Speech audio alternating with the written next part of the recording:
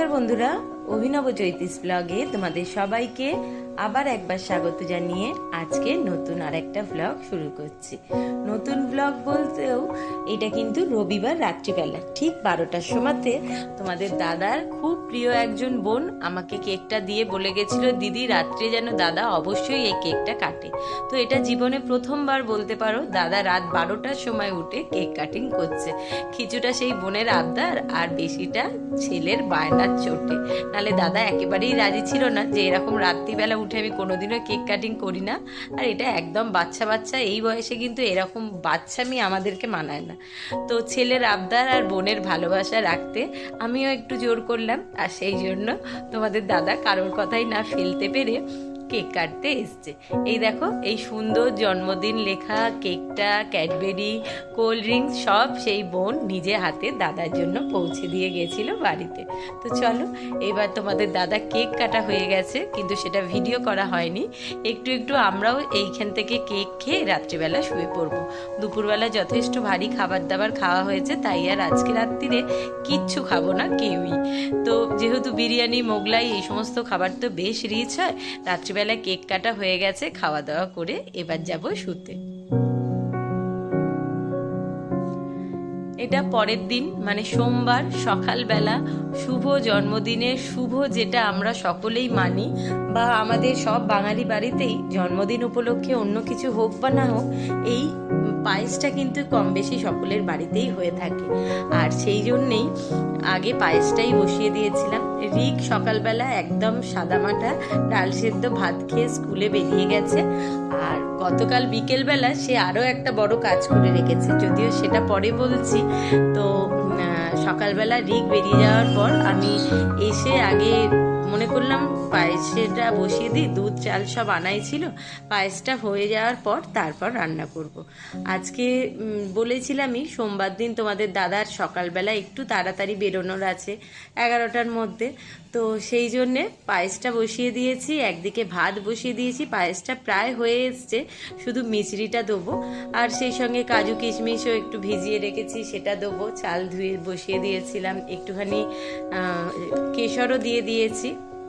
আর আজকে রান্নার কিচ্ছু নেই, একদম সাদামাটা রান্না। 5 রকম ভাজা, আর হচ্ছে ডাল, আর হচ্ছে পায়েস। আর গতকালকে সেই পেঁপের চাটনিও রাখা আছে, তাই আর আজকে বেশিক্ষণ সময় লাগবে না রান্না বান্না করতে। আজকের দিনটা আমার জীবনে ভীষণ রকম আনন্দের একটা দিন। সকলের জন্মদিনই সকলের কাছে বা পরিবারের মানুষের কাছে ভীষণ আনন্দের, ভালো লাগা দিন হয়। কিন্তু আজকের দিনটা কিন্তু শুধু যে তোমাদের দাদার জন্মদিন তেমনটা নয়, আমার জীবনেও ভীষণ ভীষণ একটা স্পেশাল দিন। কারণ আজকের এই দিনটা হচ্ছে আমার ভালোবাসা, আমার রাগ, আমার অভিমান, আমার দুঃখ, আমার জীবনের সম্পূর্ণ সব দিকটা ঘিরে থাকা এমন একটি মানুষের জন্মদিন। মানে কি বলবো, ভগবান হয়তো সবার কাছ থেকে সব একসঙ্গে কেড়ে নেয় না, বা সবাইকে একসঙ্গে সব কিছু দিয়েও দেয় না। কাউকে কাউকে দিলেও হয়তো প্রায় প্রত্যেকের জন্যই একটা দরজা বন্ধ করলে আর একটা দরজা তিনি পরম যত্ন করে খুলে দেন। সেটা একটু কম বা বেশি সময় লাগতে পারে, একটু পেতে সময় হতে পারে, বা সেই রাস্তাটা ঠিকঠাক মতো চলার জন্য উপযোগী করবার একটু সময় বেশি কম লাগতে পারে, তফাৎ এতটুকুনি। এর আগে বহুবার বহু ভ্লগেই বলেছি, প্রায় অনেক ছোটবেলাতে বলতে পারো জ্ঞান হওয়ার আগেই তেমনভাবে বাবার মুখটা মনেও পড়ে না, তাকে বাবা বলে চিনবো, জানবো বা মনে করব, এই বয়সটা আসবার আগেই হুশ করে কোথা থেকে আমার বাবাকে হারিয়ে ফেলেছিলাম। ভাবতেই পারিনি যে বাবা বলে কাউকে ছোট থেকে তো ডাকতে পারিনি। তো অন্য অনেক কিছু জীবনে আমার থাকলেও পেলেও, মানে বাবার কাছ থেকে যে সব মেয়েদের জীবনের আকাঙ্ক্ষা থাকে, ভালোবাসা, স্নেহ, সেই সমস্ত দিকটাই কিন্তু আমার জীবনে একেবারে না পাওয়া ছিল। তো ভগবান হয়তো একটু দেরিতে বা উপযুক্ত সময়তে বলা যেতে পারে আমার জীবনে এমন একটি মানুষকে এনে দিয়েছিলেন, যাকে আমি কখন যে কোন রূপে দেখতে পাই আমার জীবনে তা আমি জানি না। কখনো বাবার মতো শাসন করে, কখনো স্বামীর মতো দায়িত্ব পালন করে, কখনো সন্তানের মতো এসে আমার কাছে ভীষণ রকম অভিযোগ অনুযোগ সেই সমস্ত শোনায়, আবার কখন দায়িত্ব নিয়ে বন্ধুর মতো হাত বাড়িয়ে দেয় জীবনের সমস্ত ঝড়ঝাপটা থেকে আগলে পথ চলবার দিশারি দেখাবে বলে। তো আমার জীবনের যত মান অভিমান রাগ দুঃখ ক্ষোভ যাই থাকুক না কেন, সে সম্পূর্ণ নিজের কাঁধে তুলে পরম যত্নে সেইগুলোর মানে মলম লাগানোর দায়িত্ব সবসময়তেই তার। এমন বহু সময় বা বেশিরভাগ সময়তেই হয়ে থাকে যে আমি ভীষণভাবে রেগে গেছি, চিৎকার চেঁচামেচি করছি, বা ভুলটা হয়তো আমার, দোষটা আমার জেনেও আমি যেহেতু একটুতেই রেগে যাই অবশ্যই, তো যে কোনো কারণেই হোক তিনি নিজের ঘাড়ে সমস্ত দোষ সমস্ত দায় নিয়ে চুপ করে গেলেন কিছুক্ষণের জন্য। জানেন যে উনি চুপ করে খানিকক্ষণ সব শুনে নিলে কিছুক্ষণ বাদে আমি আপনি চুপ হয়ে যাব, তাই আর কিছুই বাড়বে না। তো এরকম বেশিরভাগ সময়তেই হয় তার দোষ ভুল না থাকা সত্ত্বেও তার ঘাড়ে যত দায় যত দোষ ভার সব কিছু চাপিয়ে আমরা কিন্তু বেশ ভালোই থাকি। তো সেই রকম একটা মানুষকে খুব মানে ভাগ্য করলে হয়তো নিজের জীবন সঙ্গী হিসেবে পাওয়া যায়। তাই আজকের দিনটা শুধু নয়, সারা জীবন যতক্ষণ আমরা একে অপরের সঙ্গে বেঁধে রয়েছি ততক্ষণ আমার কাছে দিনগুলো একদম পরম আনন্দের আর ভীষণ ভাগ্যবানের। তো দেখতেই পেলে রান্নাবান্না একটু যা ছিল কমপ্লিট করে ফেলেছি, দাদাও খাওয়া দাওয়া করে ওই যে অফিসের জন্য বেরিয়ে পড়ছে। দাদা বেরিয়ে যাওয়ার পরে যেটা প্রথম বড় কাজ সেটা করতে চলে এসেছি। গতকাল বিকেলবেলায় রিক বেরিয়েছিল বাজারে, কারণ তার আগের দিন যখন সেই ডিমের চপটা করছিলাম বলেছিলাম না পুরটা বেশ খানিকটা বেশি হয়ে গেছিল, সেটা ফ্রিজে ঢুকিয়ে রেখেছিলাম। এবার রিক গতকাল বিকেলবেলা পুরটা বেশি হয়েছে বলে আমাদের কাউকে কিছু না বলে নিজেই একটু বন্ধুদের সঙ্গে বেরোবার ছিল, বেরিয়ে গিয়ে এই মাছের ফিলেগুলো নিয়ে এসছে। তো ভেটকি মাছের ফিলেটা এনেছিল, তখন আর করবার জন্য একদম গাও দিচ্ছিল না, আর দাদাকেও দেখানো যাবে না, তাই জন্য এটা সঙ্গে সঙ্গে ফ্রিজে ঢুকিয়ে রেখে দিয়েছিলাম। এখন উনি অফিস বেরিয়ে যাওয়ার পর তো এই মাছগুলো বার করে রেখেছি, কারণ একদম ডিপ ফ্রিজে ছিল তো ঠান্ডায় পুরো বরফ হয়ে গেছে। এটা বরফটা একটু কাটলে আস্তে আস্তে মাছগুলোকে ধুয়ে, এতে তো কেমন কিছু ধোবার নেই, কিন্তু যাই হোক একটু জলে ধুতেই হবে, ধুয়ে অল্প করে একটু ম্যারিনেট করে নেবো।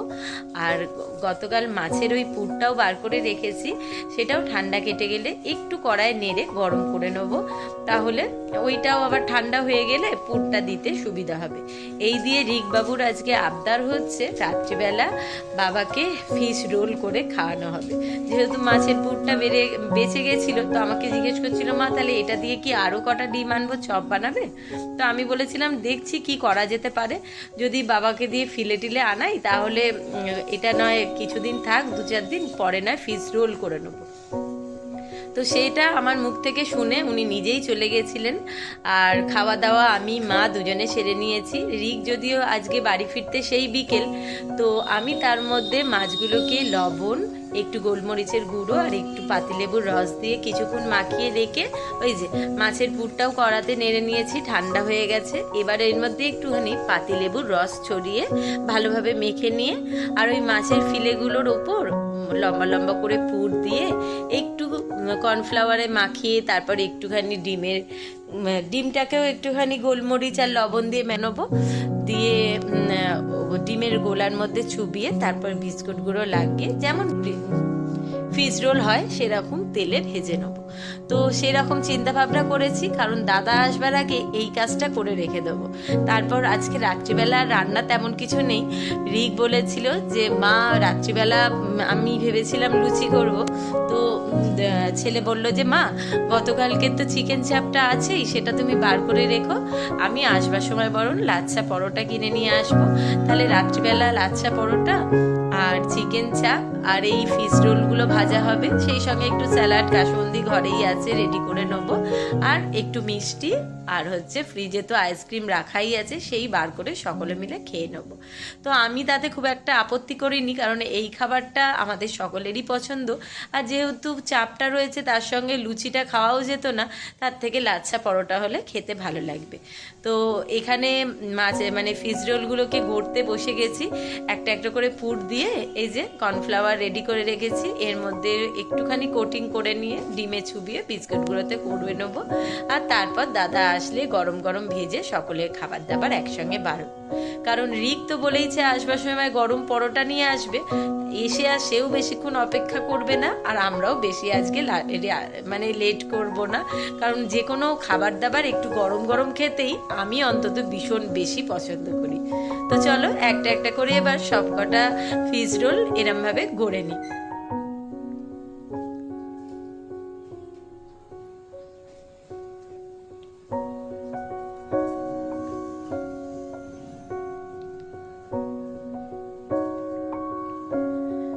আমি এটা করতে করতে দাদাও এসে গেছিল অফিস থেকে, তো সেও আমার সাথে সাহায্য করবে বলে বসে পড়েছে। যদিও এসেই বলছিল যে তোমরা এই এত রকম কেন আয়োজন করেছো, তোমাদের যত বলি প্রত্যেক বছর কিচ্ছু করতে হবে না, তোমরা একটার পর একটা কিছু না কিছু ঠিক করেই যাচ্ছ। তো আমি বলে দিয়েছি এতে আমার কিছু দোষ নেই, যা করেছে তোমার ছেলে, তুমি তাকে আসলে যা ইচ্ছা কিছু বলো। তো আমি ফিশ রোলগুলো করছিলাম বলে দাদা বললে যে তুমি করতে থাকো, আমি বরং ডিমে চুবিয়ে বিস্কুটগুলোতে দিয়ে দিই, তাহলে আর বেশিক্ষণ মানে হাতের মধ্যে মাখামাখি হবে না।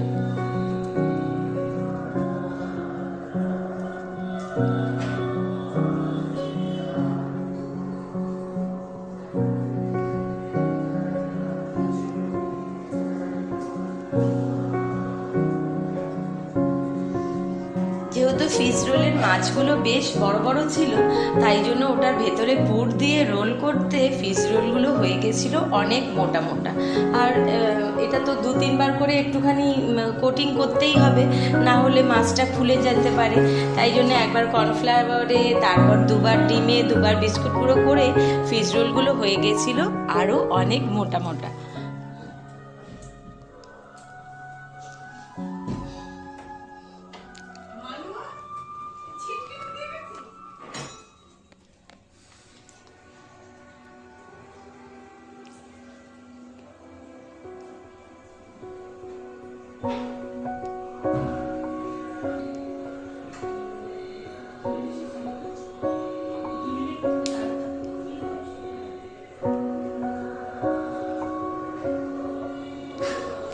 সবকটা ফিশ রোলই এরমভাবে গড়ে নেওয়া হয়ে গেছে। আর এরমভাবে কড়াতে একটুখানি বেশি করেই তেল গরম করে নিয়েছি, কিন্তু যা মনে হচ্ছে একসঙ্গে দুটো ভাজতে অসুবিধা হবে। দুটো ভেজে তুলে রাখা হয়ে গেছে, আর এই দুটো ভেজে নিলেই একসঙ্গে 4 জনের 4টে হয়ে যাবে। যদিও 6টা ফিশ রোল হয়েছিল, দুটো একেবারেই ফ্রিজে ঢুকিয়ে রেখেছি, ওগুলো আর রাত্রিবেলা ভাজবো না। 4 জনের 4টে ফিশ রোল ভেজে নিয়েছি, এতেই হয়ে যাবে।